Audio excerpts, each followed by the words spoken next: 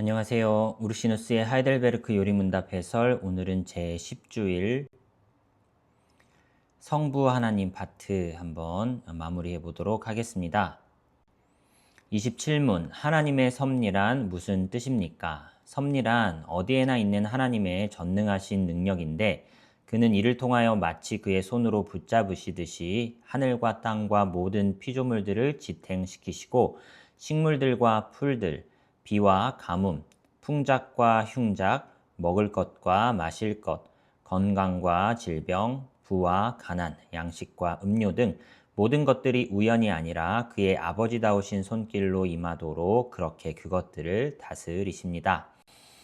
세상 창조의 교리와 직결되는 것이 하나님의 섭리의 교리인데 이는 창조의 계속 이상 아무것도 아닙니다. 세상을 다스리는 일은 바로 하나님께서 창조하신 것들을 보존하는 일이기 때문이죠.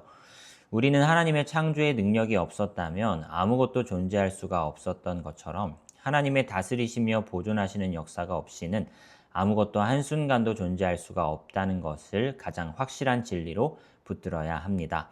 그렇기 때문에 성경은 만물을 보존하고 계속 운영하는 일을 세상 창조와 연결 짓고 있습니다. 그러므로 하나님의 섭리의 교리를 깨닫지 않고서는 창조에 대해서도 충만하고도 올바른 지식을 얻을 수가 없는 것이죠. 이제 하나님의 섭리에 대해 구체적으로 살펴보기로 하겠습니다. 다루게 될 질문 3가지는 과연 하나님의 섭리가 있는가? 섭리란 무엇인가? 섭리는 우리에게 어떤 유익을 주는가입니다. 첫 번째 질문입니다. 과연 하나님의 섭리가 있는가? 하나님의 섭리의 교리를 확증해 주는 증거들이 2가지인데 그 하나는 성경의 증언들이요 또는 논리의 힘입니다. 성경이 섭리의 교리를 뒷받침하여 제시하는 증거는 다음과 같은 본문들에서 나타나는데요. 만민에게 생명과 호흡과 만물을 친히 주시는 이, 우리가 그를 힘입어 살며 기동하며 존재하느니라. 사도행전 17장의 말씀들이고요. 하나님의 섭리를 입증해주는 논지는 2종류인데 하나는 후천적인 논지입니다. 하나님의 효과들 혹은 역사들에서 이끌어낸 논리가 이에 속하고요. 그리고 선험적인 논지인데 하나님의 본성과 속성들에서 이끌어낸 것입니다. 하나님의 섭리를 증거해주는 하나님의 역사들에서 이끌어낸 논지들 먼저 살펴보겠습니다. 첫째로 비이성적인 원인들로부터는 질서가 나올 수 없다. 사물의 본질에는 질서가 있는데 자연 각 부분이 지극히 사려 깊게 정리되어 있고 계절들과 날의 변화가 이어져서 전체의 유지와 보존에 기여하고 있습니다. 그러므로 이 질서가 존재하고 보존되고 있는 것은 뭔가 지성적인 정신에 의한 것이며 또한 그 질서가 지극히 지혜롭게 이루어져 있는 것을 볼 때에 그렇게 만물을 정돈시켜 놓고 또한 그의 섭리로 다스리는 자는 지극히 지혜로운 분이실 수밖에 없다라는 것이죠. 세 번째, 본성적인 법과 사람에게 본성적인 일반 원리에 관한 지식, 선하고 악한 것들의 차이에 대한 지식 등이 우리의 마음에 새겨져 있다는 사실은 섭리가 있다는 것을 가르쳐 준다. 5번째, 사람들의 행위에는 상급과 형벌이 있다는 사실은 자연의 법들을 시행하는 자가 반드시 있다는 것을 증거해 준다. 교회 바깥에 있을지라도 온화한 삶을 사는 자들에게는 방탕한 삶을 사는 자들의 경우보다 더 즐겁고 복된 일들이 생기고 흉악한 범죄들 뒤에는 대개 극심한 형벌이 따른다는 점, 그러므로 사람들의 행위들을 보시고 그것들에 대해 벌하시고 상 주시는 어떤 심판자가 계시는 것이 틀림없다라는 것이죠. 6번째, 하나님의 섭리의 큰 부분은 나라들과 제국들의 흥망성쇠에서 나타납니다. 그러나 만일 하나님이 계시지 않는다면 그런 일들이 일어날 수 없다라는 것이죠. 그때에 지극히 높으신 이가 사람의 나라를 다스리시며 자기의 뜻대로 그것을 누구에게든지 주시는 줄을 아시리이다. 다니엘서 4장의 말씀이고요. 키케로는 말하기를 국가는 사람들의 생각과 도모에 의해서 움직인다기보다는 오히려 하나님의 도우심과 능력에 의해서 움직인다고 말하였습니다. 선한 사람보다는 언제나 악한 사람의 숫자가 훨씬 더 많으며 법의 권위를 유지하고자 하는 이들보다는 법의 권위를 무너뜨리는 자들이 훨씬 더 많습니다. 그런데도 시민의 질서가 보존되고 있고 국가들이 영구히 지속된다는 점. 그러므로 누군가 모든 악인들과 폭군들보다 더 위대한 분이 계셔서 이 질서를 항상 보존해 가시는 것이 분명하다라는 것이죠. 7번째, 일반 사람들의 능력을 훨씬 더 능가하는 몇몇 영웅들의 탁월한 덕성과 공적들과 성공이 있고 또한 훌륭한 은사들과 탁월한 재능들이 특정한 개인들에게 부여되어 있어서 인간 사회에 유익을 주고 또한 사회를 보존해 가는 것을 보면 인류를 보살피시는 하나님이라는 존재가 있다는 것이 분명히 입증된다. 이렇게 말하고 있습니다. 8번째, 장차 일어날 사건들에 대한 예언에서도 섭리를 볼 수가 있다는 것이죠. 아직 미래에 있는 일들을 사람들에게 선포하실 수 있고 또한 그 예언들로 속임을 당하실 수 없는 분이 바로 하나님이시다라는 것이죠. 9번째, 세상 모든 일들이 끊임없이 특정한 목표를 향하여 나아간다. 그러므로 자신의 섭리로 모든 일들을 끊임없이 지도하며 각기 그 정해진 목표를 이루도록 하는 지극히 지혜롭고 능력 있는 어떤 존재가 있다라는 것이죠.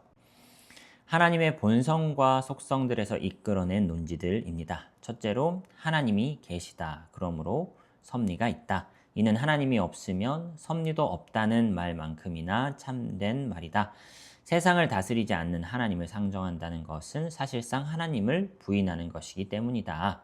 2번째, 하나님은 전능하셔서 그가 원하지 않으시는 일은 무엇이든 일어날 수가 없고 그가 원하지 않으시는 방식으로도 일어날 수가 없다. 8번째, 불변하는 예지는 불변하는 목적에 의존한다. 하나님은 영원전부터 모든 일들을 불변하게 미리 아십니다. 그러므로 그는 불변하는 목적에 따라 그것들을 미리 아시니 그것은 바로 그의 영원하신 작정과 계획들입니다.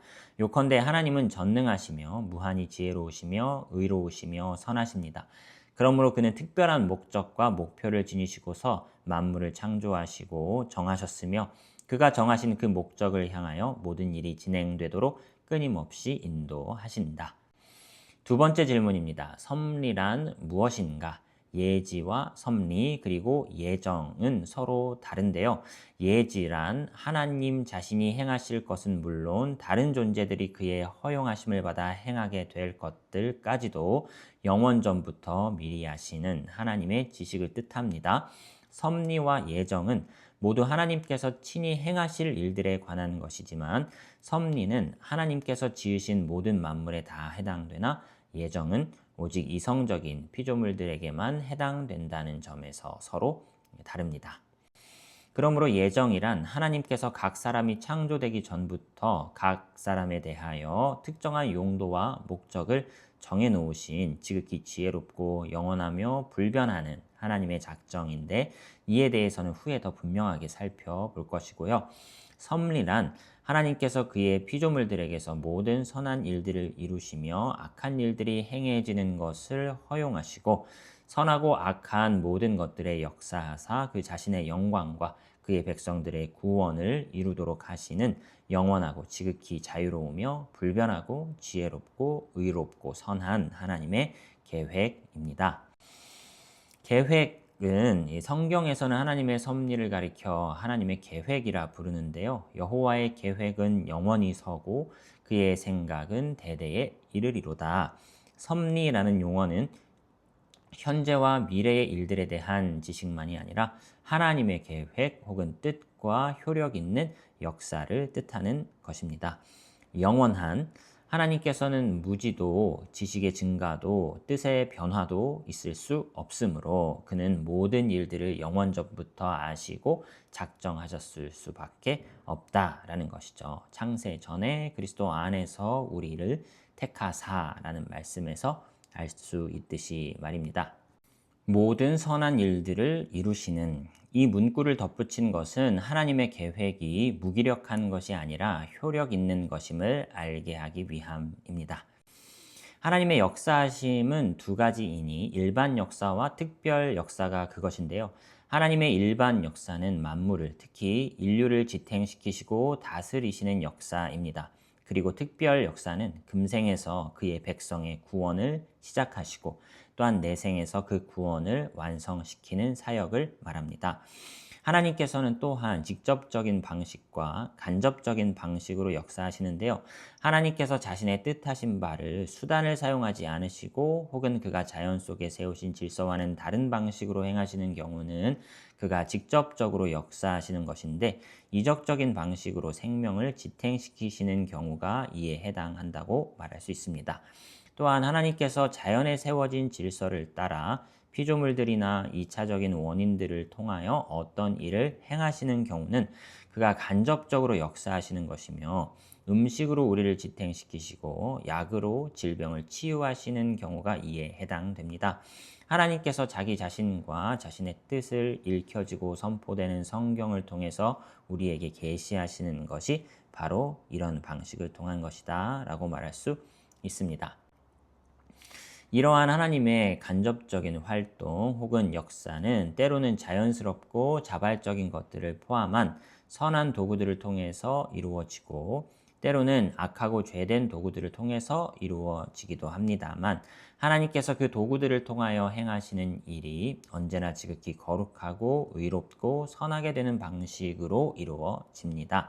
하나님의 역사의 선하심이 도구에 달려있는 것이 아니고 하나님의 자비하심과 지혜와 의로우심에 달려있기 때문입니다. 악한 일들이 행해지는 것을 허용하시고, 악한 일들이란 두 가지입니다. 그 하나는 죄책의 악인데 이것은 모두가 죄이며, 또 하나는 형벌의 악인데 여기에는 하나님께서 죄 때문에 그의 이성적인 피조물들에게 부과하시는 모든 환난과 파멸 혹은 괴로움 등이 포함됩니다. 형벌의 악은 하나님께서 시행하시는 것인데 그것은 특정한 행위 혹은 움직임일 뿐 아니라 악인들의 파멸 혹은 환난이라는 점에서 그러합니다. 현재의 모든 형벌은 도덕적으로 선한 것입니다. 왜냐하면 그것은 신적인 정의의 선언이요 시행이기 때문입니다.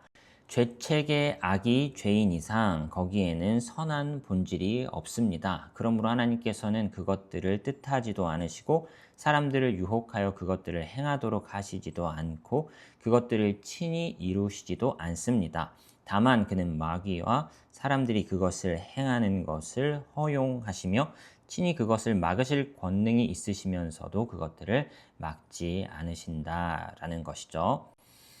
그러나 세상과 인간사의 통치의 상당한 부분을 하나님으로부터 빼앗는 잘못을 저지르지 않으려면 이 단어를 올바로 이해해야 하는데요. 이러한 허용이란 악인의 행동들에 관하여 하나님께서 무관심으로 그의 섭리와 역사를 유보시키셔서 그런 악인의 행동들이 하나님과 관계없이 그저 피조물들의 의지에 따라서만 좌우되도록 하시는 것이 아닙니다. 그것은 은혜를 거두어 가시는 것으로서 하나님께서 이루어지기를 바라시는 바를 그 행동하는 피조물이 알게 하지 않으시거나 혹은 그 피조물로 하여금 순종하여 하나님의 뜻에 합당한 바를 이행하도록 하는 의지를 갖도록 하지 않으시는 것입니다. 그럼에도 불구하고 하나님께서는 시종일관 그 피조물을 통제하시고 영향을 주셔서 그로 하여금 하나님께서 목적하신 바를 이루도록 계속해서 죄를 짓도록 버려두시는 것입니다. 그 백성들의 구원, 즉 교회의 생명, 기쁨, 의, 영광, 그리고 영원한 복락이 되게 하신다는 뜻입니다.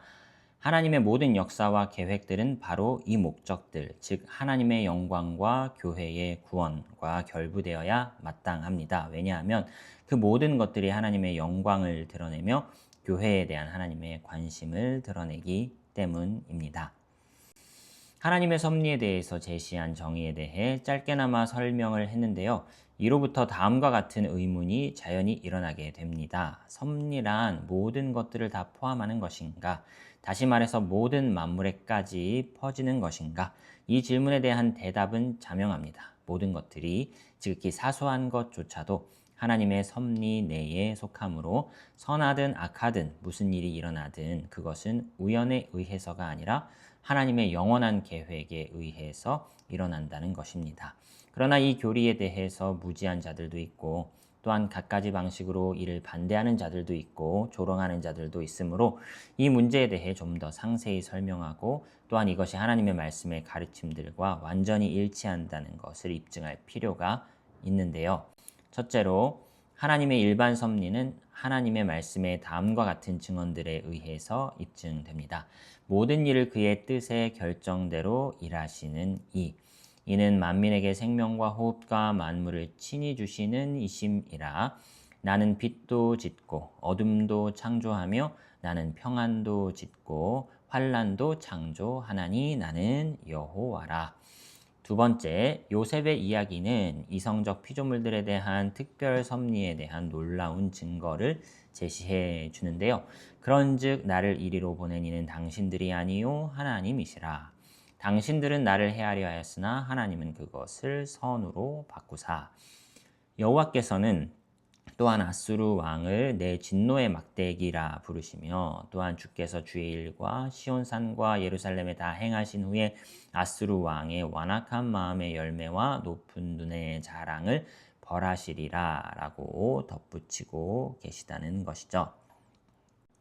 세 번째, 생물이든 무생물이든 비이성적인 피조물들에 대한 하나님의 섭리에 관해서는 다음과 같은 증거들을 제시할 수 있는데요.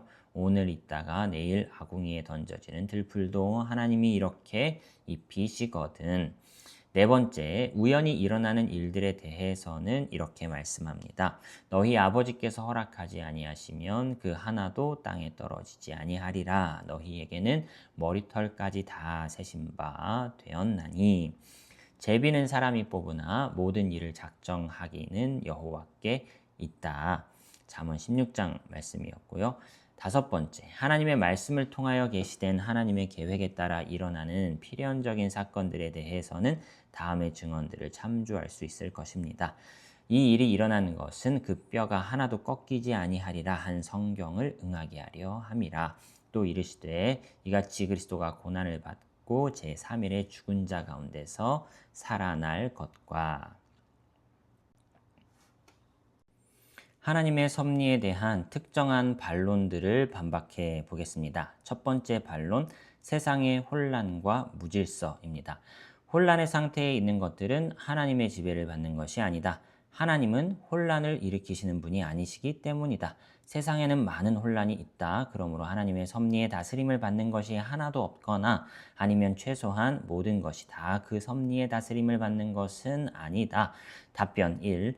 혼란의 상태 속에 있는 것들이 많지만 천체들의 운행이나 인류 중 여러 종족들과 동물들의 다른 종들의 보존, 국가의 보존, 악인의 형벌 등 지혜롭게 정돈되어 있고 질서가 유지되는 것도 많다.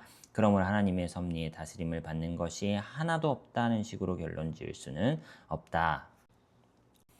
답변 3. 하나님의 지혜와 권능과 정의에 속한 질서의 흔적이 전혀 나타나지 않을 만큼 그렇게 혼란스러운 것은 없고 일어나지도 않는다. 아무리 큰 혼란 중에 있다 할지라도 언제나 그러한 질서가 반드시 분명하게 드러나기 때문이다. 혼란 가운데 있는 것들은 하나님으로부터 비롯되는 것이 아니며 그것들이 죄악되고 혼란스러운 것이 하나님의 지배를 받기 때문인 것도 아니다.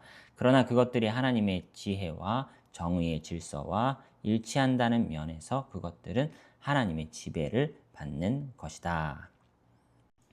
하나님의 섭리에 대한 두 번째 반론, 죄의 원인입니다. 하나님은 신적인 섭리에 의해서 행해지는 일들의 주인이시다. 모든 악들이 신적인 섭리의 결과로 나타난다. 그러므로 하나님이 그 악들의 주인이시다.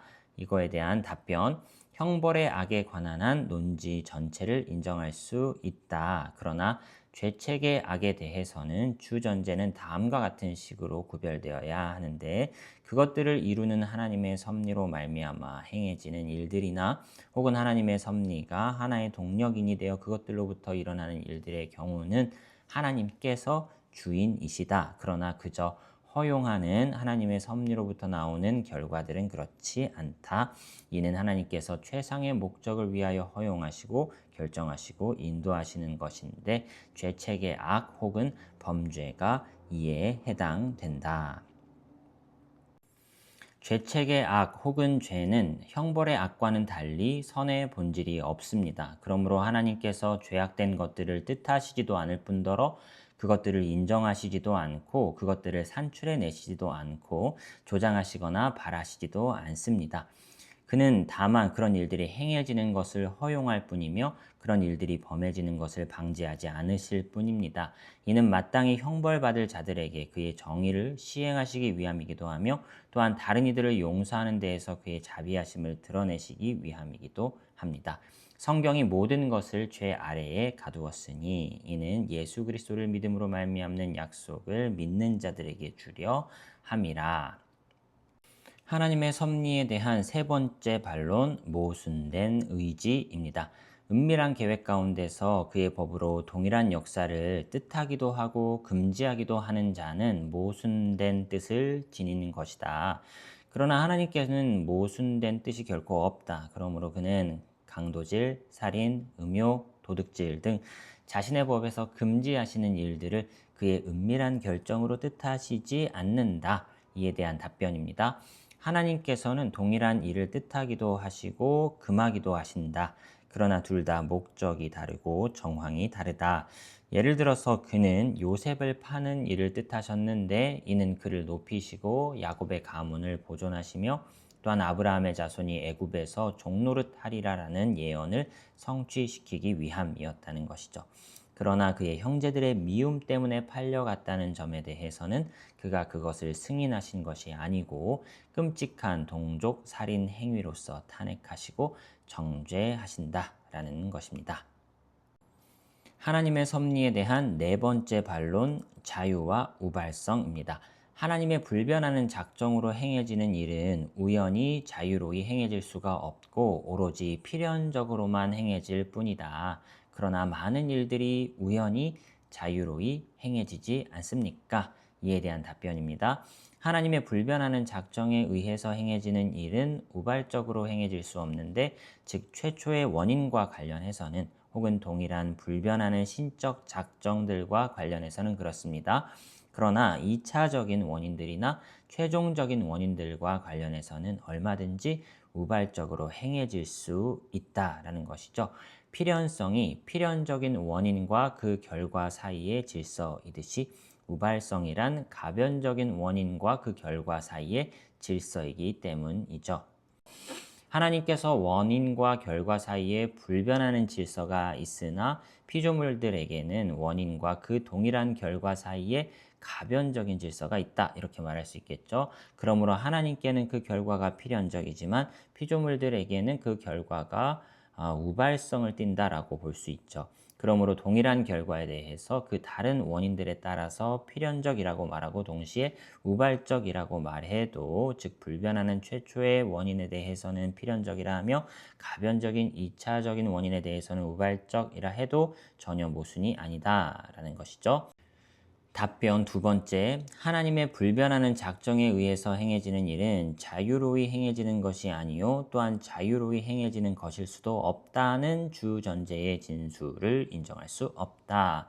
왜냐하면 그것은 불변성이 아니라 강제성이요 혹은 불변성의 필연이 아니라 자유를 빼앗는 강제성의 필연이기 때문인데요.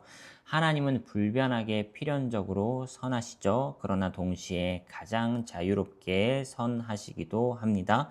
마귀는 불변하게 필연적으로 악이죠. 그러나 그들은 악하며 지극히 자유로운 자신의 의지를 갖고서 악을 행하는 것이다 라고 말할 수 있겠습니다. 섭리에 대한 다섯 번째 반론, 수단의 무용성. 하나님의 불변하는 뜻과 섭리에 의해서 행해지는 일들을 막거나 촉진시킬 목적으로 수단들을 하나님의 권면, 명령, 가르침, 교훈, 약속, 경고 등과 또한 성도들의 수고, 노력, 기도 등 이 수단들을 사용하는 것이 헛된 일이지 않습니까? 이에 대한 첫 번째 답변, 우리는 주 전제를 인정할 수가 없습니다. 최초의 원인을 생각할 때에는 2차적이고 수단적인 원인을 배제시킬 필요가 없기 때문이죠. 그 이유는 하나님께서 자신이 정하신 목적과 결과를 이루실 목적으로 수단과 2차적인 원인들을 사용하기로 결정하시며 또한 그의 말씀 속에서 또한 자연의 질서 속에서 그가 그것들을 사용하기를 뜻하신다는 것을 보여주시며 또한 우리에게도 그것들을 사용할 것을 명령하시기 때문입니다. 그러므로 우리의 삶의 기한을 정하시지만 그럼에도 불구하고 우리의 육체에 음식을 공급하여 힘을 얻게 하는 것이 결코 헛된 일이 아닙니다. 그러므로 우리의 복지를 증진시키는 행위들과 사건들이 오직 하나님으로부터 나오는 것이지만 또한 사람들이 가르침을 받는 것도 사람들이 특정한 습관이나 교리에 합당한 삶을 살도록 공부하는 것도 헛된 일이 아닌 것이죠. 그러므로 다음의 일들을 위하여 수단들을 사용하는 것은 지극히 합당한 일이다 라고 말할 수가 있겠는데요. 첫째로 하나님께서 우리를 그에게 순종하고자 하는 목적과 또한 그 일을 이루는 수단을 정해 놓으셨고 그것들을 우리에게 부과하셨으므로 우리가 하나님께 순종하게 되도록 수단을 사용하는 것은 합당하다라는 것이고요. 둘째로 우리에게 약속된 선한 것들을 얻기 위해서도 수단을 사용하는 것이 합당하다. 셋째로 이런 수단들을 사용하여 이루고자 하는 것들을 항상 이루지는 못하지만 선한 양심을 유지하기 위하여 수단을 사용하는 것이 합당하다. 이렇게 설명하고 있습니다. 하나님의 섭리에 대한 여섯 번째 반론, 상급과 형벌입니다. 필연적인 것들에 대해서는 상급이나 형벌을 베푸는 것이 합당하지 못하다. 그러나 모든 선행은 상급을 받을 자격이 있고 악행은 형벌을 받아 마땅하다. 첫 번째 답변, 2차적인 원인들과 관련해서는 이 반론 전체를 인정할 수 있습니다. 2차적인 원인들에 의해서는 많은 일들이 가변적으로 발생하며 따라서 가변적인 결과들을 낳기 때문인 것이죠. 두 번째 답변, 선행이 하나님 앞에서 상급을 받을 자격이 있다는 소전제의 진술은 인정할 수 없다. 그것이 사람 사이에서는 상급받을 자격이 있을 수 있겠지만 아브라함에 대해서 성경은 이렇게 말씀합니다. 만일 아브라함이 행위로서 의롭다 하심을 받았으면 자랑할 것이 있으려니와 하나님 앞에서는 없느니라. 답변 세 번째, 술 취한 자는 그 사람이 술 취한 것 때문에 죄를 범할 경우에도 그 죄를 면할 수 없으며 또한 육체적으로나 정신적으로 악행을 범할 경우 그 악행을 피할 수도 없고 혹은 벗어날 수도 없다 할지라도 그 당사자 자신이 이 일을 자초한 것이므로 그는 이에 대해서 형벌을 받고 징계를 받아야 마땅하겠죠. 28문입니다. 하나님께서 만물을 창조하셨고 그것들을 그의 섭리로 여전히 지탱시키신다는 것을 아는 것이 우리에게 무슨 유익이 됩니까? 역경 중에서 인내하고 순경 중에 감사하며 장래일에 대해서도 우리의 신실하신 하나님을 든든히 신뢰하며 그 어떠한 피조물이라도 우리를 하나님의 사랑에서 끊을 수 없으리라는 것을 확신하게 되는 유익이 있습니다. 창조 교리와 하나님의 섭리 교리를 알고 견지하는 것은 다음과 같은 점에서 필수적입니다. 첫째로 하나님의 영광을 위하여. 만물을 창조하시고 보존하시고 다스리시는 데에서 나타나는 하나님의 영광과 권능과 지혜와 선하심과 의를 그에게 돌리기 위해서 섭리의 교리를 알아야만 하고요. 둘째로 우리의 위로와 구원을 위하여. 첫째로 이 수단을 통해서 역경 중에 인내하기 위함입니다. 우리는 모든 일에서 우리를 향하신 하나님의 아버지다우신 뜻을 바라보고 인정해야 하는 것이고요. 둘째로 순경 중에 받은 은택들에 대해서 하나님께 감사하기 위함입니다. 셋째로 차후로 우리에게 닥치는 모든 일에 대해서 선한 소망을 가짐으로써 하나님께서 그의 섭리로 지금까지 우리를 과거의 역경에서 구해내셨다면 앞으로도 우리의 구원에 합당하게 모든 일들을 이루어 가실 것이요. 우리를 절대로 버려두셔서 망하게 하지 않으실 것이라는 것을 완전히 확신하기 위함입니다. 오늘의 결론입니다. 창조 교리는 섭리 교리와 밀접한 연관을 가집니다. 하나님께서 섭리하신다는 것을 성경을 통해서 논리적 추론으로서 또한 알 수 있고요. 하나님은 섭리 가운데 죄된 도구를 사용하기도 하시는데 그렇다고 하여 하나님을 악하다 혹은 악의 원인이다 라고 할 수 없는 것은 죄책의 악과 형벌의 악을 구분하는 것으로 설명할 수 있습니다. 즉 하나님은 죄책의 악은 행하지 않으시고 형벌의 악은 사용하시는데요. 형벌의 악을 2차적인 원인에 의하여 일어나도록 허용하시기에 하나님의 뜻 안에서 모든 일이 일어나지만 모든 일이 하나님의 책임은 아니다 라고 말할 수 있겠습니다. 섭리의 교리를 인정할 때 우리는 역경 중에도 구원을 바라볼 수 있으며 순경 중에 마땅히 감사해야 할 대상이 하나님이심을 분명히 할 수 있습니다.